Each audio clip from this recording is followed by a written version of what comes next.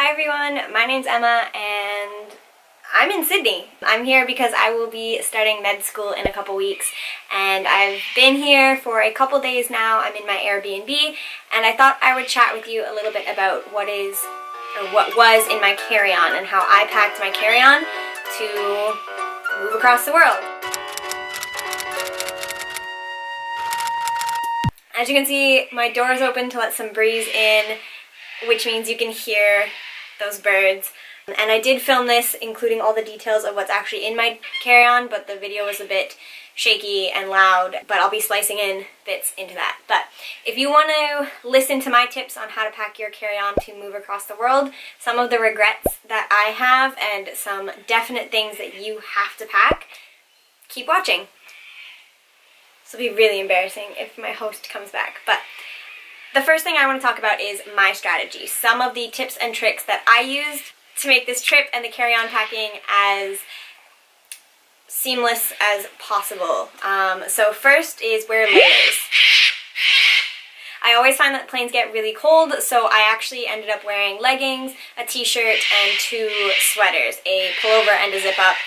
And I don't regret that on the plane, but we'll talk about the heat a little bit later. My second tip depends on how many bags you're allowed. Most airlines will allow 1 carry-on and 1 personal item like a purse or a backpack. I had a duffel bag, a small duffel bag, and a backpack, so carry-on, personal item. And the way I use these is I pack the carry-on to be entirely safe, so it won't need any sort of unpacking when you actually go through the security checks. And then the other bag, my personal item, has my in-flight essentials, my liquids, my big electronics like my laptop or my iPad, so that when I get to security, throw the carry-on on, let them start looking at that through the x-ray, take the backpack off, dismantle it, and then let that go. It makes things a lot more seamless, even though security is a pretty anxiety-inducing situation for me. Third tip is more of a tip with your checked luggage, but to avoid extra weight there, you can put the weight in your carry-on. And we'll talk about a problem with this later in the video, but this does help keep your checked luggage at weight, so I put things like books in my carry-on because I was personally lugging those around. Some airlines will weigh your carry-on. I went through Air Canada and Air New Zealand and I didn't have them actually weigh it. Maybe it's because it looks small enough that it couldn't meet the maximum weights, but just be aware of that as well.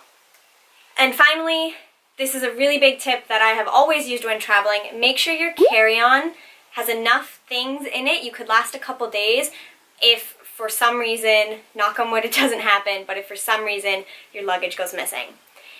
Your checked luggage doesn't meet you where you are. So I had, I think, 2 shirts, 2 pair of shorts, bikini, underwear, and socks in my carry-on, as well as all of the toiletries that I would be using for the first few weeks in Australia.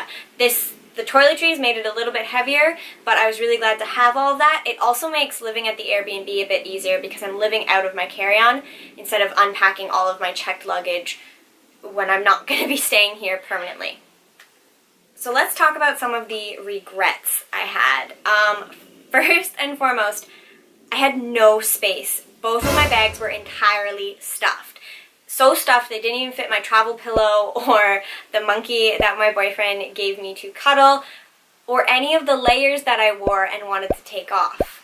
The 2 sweaters were great on the planes. As soon as I got off the plane and was lugging these heavy bags around, I didn't want to be wearing both of those anymore, but I had to at one point tie both around my waist because I was so overheated, and that's because I had literally 0 space in my carry-ons. My second biggest regret ties in with packing your carry-on heavy. That's really crappy when your carry-on doesn't have wheels. If my carry-on had wheels, I fully believe it would have been fine. Lifting it into the overhead was okay, but it was hard. The worst part was lugging it between gate to gate, especially at Vancouver Airport. I lugged it so far and it was so heavy, I actually burst blood vessels in my arm, and I shared a tweet about it on Twitter, so I will put my Twitter somewhere here as a shameless plug. So packing your carry-on is fine, but consider that you will have to walk some distances with both of those on your body. So I was talking about why I have a silly textbook with me. A very heavy textbook. This thing is dense. It's a couple inches thick, and it is textbook weight, so it's ridiculously heavy. But we got our book list, and I got really excited, and I found it on Amazon, and I bought it. And then I realized I had to pack it. And this is one of those things, too heavy for my checked luggage. So it went on my carry-on. And this is probably why I broke some blood vessels in my elbow.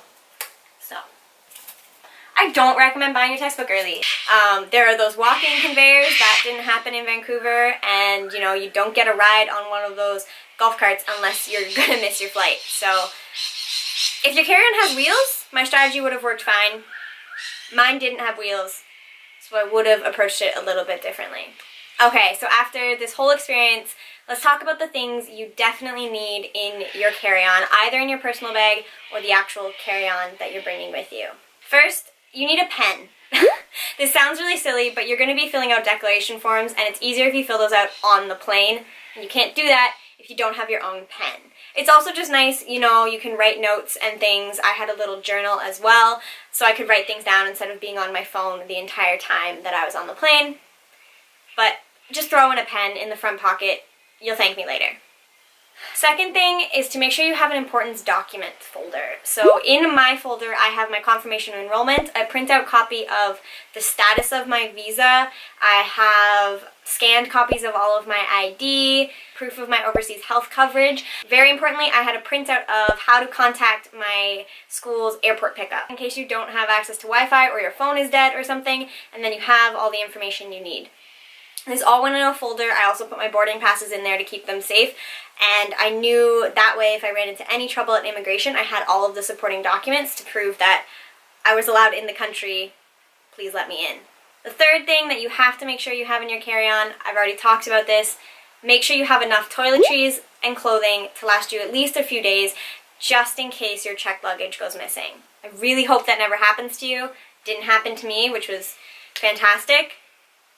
But it's better safe than sorry. Fourth, bring your own headphones. Air New Zealand provided some pretty comfy over-the-ear headphones, but Air Canada had some really chunky earbuds that were quite painful. And I did have my headphones, but my headphones are USB-C. These headphones, the USB-C headphones, don't work on the plane. And I just felt really silly. I took them out and I went to plug them in and went, yeah, that doesn't work. It's just nicer to have your own headphones, and then you don't have to use the kind of lower quality that the airlines provide. Bonus thing I suggest you pack is a face mask. This sounds a little ridiculous and a little extra, but I took a refreshing or hydrating sheet mask with me and had it in my liquids bag, and then just took it out in the last flight. It was fantastic. I used it about an hour before landing and I felt so refreshed. I felt that much more awake. The lady beside me got a good laugh out of it, and I posted on Instagram about it. Instagram right here. But it honestly felt so good, and no one around me really judged or stared. I mean, maybe if I had someone differently beside me, but the odds of you seeing that person ever again, slim to none. So, like I said, I have filmed an entire video of all of the things, the specific things that are in my carry-on, with, you know, some extra tidbits and information. Comment below if you want to see that, but I thought this would be a little bit more concise and a little bit more helpful. So that's all of my strategies, my regrets, and my tips for you. I hope you learned from my mistakes, and I hope you can use some of these tips and find them helpful if you're going on a long haul trip or moving across the world. That's everything, and I'll see you in the next video. Bye. Also, I'm really sorry if those birds are really loud. What can I say? I'm in Australia. They have pet store birds out the window. And they're loud. Bye. This does help. It won't need any sort of...